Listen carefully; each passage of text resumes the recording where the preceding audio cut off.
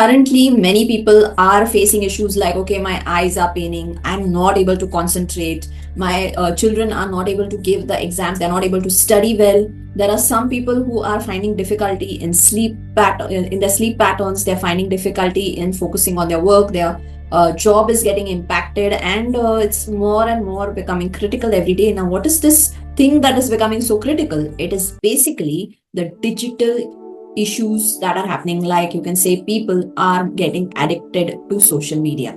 So we all know that social media is becoming a problem and it is becoming like an addiction. But do you know that there is a similar psychological impact as good as an addiction? So if you're talking of alcohol or tobacco or any such product, it's basically the same impact of the addiction of those products, which happens on the body, on the mind, that happens when you're addicted to your mobile phone, in fact, into the social media. Now, social media is a great thing for everyone. I mean, it's giving you so many benefits and a lot of connection with different people globally. But actually, if we go to see that social media is something which is generated and created by human beings for the welfare of human beings, not for their destruction. But all the time, what is happening is we as human beings have forgotten our intellectual abilities and are just giving away to our intelligence and our abilities, just giving it away for a very cheap price.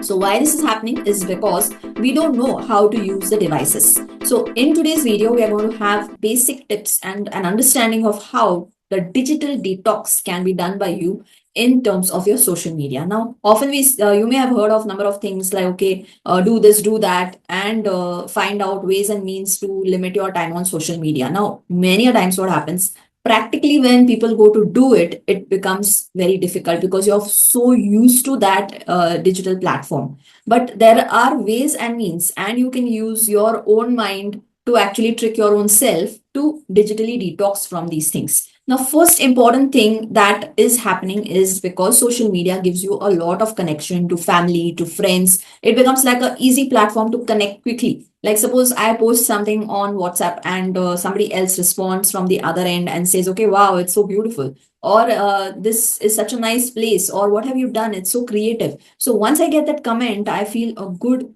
release of feel good hormones, right? So when the feel good hormones are released, that makes my day. So slowly what happens is these small comments, these small things like likes and other such things which are coming from the other end gives us a feel good factor, and it makes us addicted to the platform.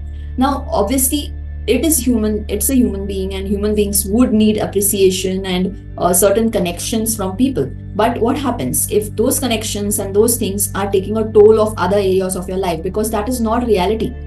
Reality is the world around us, the limited area in which we are actually surviving. We are not virtually, we are not the real things. So it's just a virtual world, and even the people who are there, we don't need them in person for sometimes years also, and still we feel a connection to them. This is just a virtual connection. Remember, it is not a real connection. Tomorrow, if you're going to fall sick, you're going to feel bad about a day, and you're coming back home, these people are not going to be there in actual cheering you up, right? So remember that this is the first stage. You need to understand that social media can be a way of communication, a connection, a good thing, but it has to be limited. Just like we limit other areas or other activities, we have to limit social media also. This is the first step towards getting de-addicted. Second important thing that we need to remember is that second thing that happens normally is we have different ways and methods of controlling the time. You know that Instagram or other such accounts have the time limit, right? So you can set the time limit, and they only remind you that, okay, your time is over today.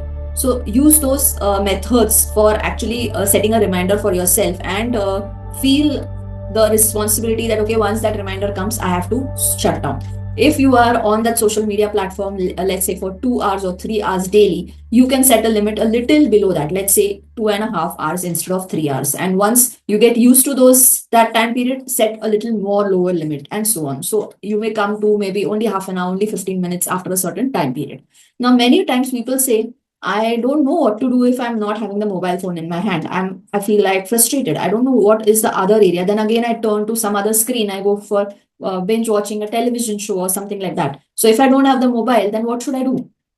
So this is where the problem is happening. You don't have people, the real people to connect to. You don't have the real things to do. You don't have hobbies. You don't have any creativity and any good things to do in your life. And that's the reason you're getting addicted to something which is just taking a toll of your time. It's just time killing. It's nothing more than that. So try and be more productive, more creative in your real life. So this is something which you have to cautiously do. You cannot just do it in one day. You have to do it cautiously because you don't want to spoil your physical and mental health. So this remember, it's just not going to work in the long run. So for the short run, you may feel entertained, but in the long run, you are going to feel disastrous because you are just getting addicted to this particular platform. And just like addiction may feel good at that time period, but it takes a toll of your emotional as well as physical health. Even these addictions are going to take a toll of you. So any mobile addiction, any kind of social media addiction is not good for your health.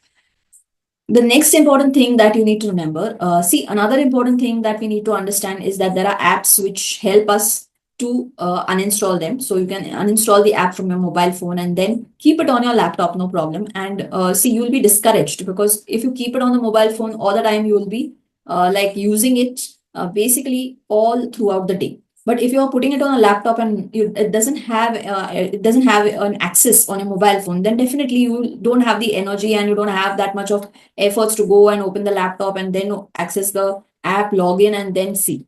So that takes a time frame for you to do it. And so what you may do is you may limit it to when the time when you're actually opening the laptop and then you can access the app. So this limits your time on the mobile and you find some other activity during that day's time or that time period when you were accessing the app.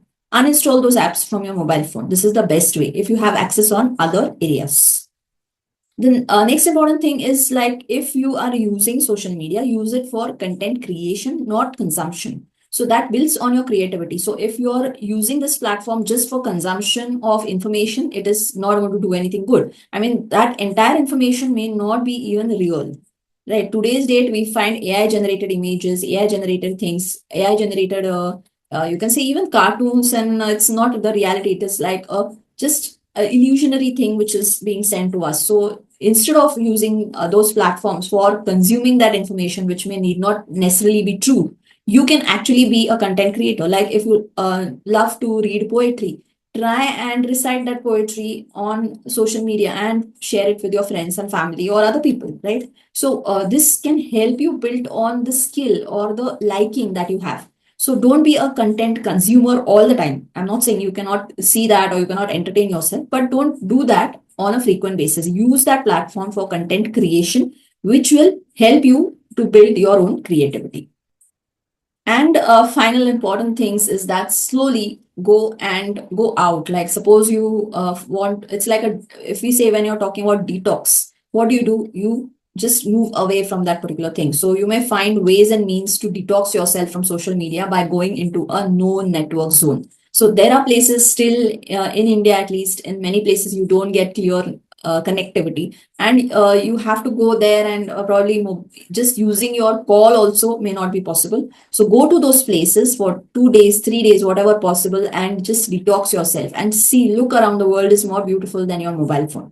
So just put in just it's very important to put in efforts, cautious efforts from your end, because if you don't do that, you are destroying your own self in the long run. One more important way to digitally detox is pursue hobbies which connect you with nature. So nature can help you really drift away from social media. So try and pursue hobbies like many people these days have bird feeders installed in balconies, and they actually watch the birds coming there, even photograph the birds. If you're using a mobile, use it that way, right?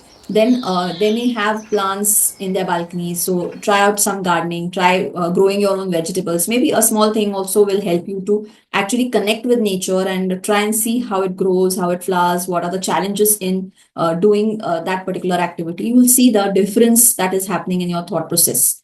Also, you may find other avenues, like you find meditation, you find calming music, listen to music, close your eyes and use the effects which can actually bring down your chattering mind. So that can help you in many ways to actually free your mind from the lack of concentration. These things can actually free yourself from the continuous need of taking the mobile phone in your hands and using it. So try find out beautiful things which are around you and connect to hobbies and connect to nature, which can actually bring down the need to connect to your phone.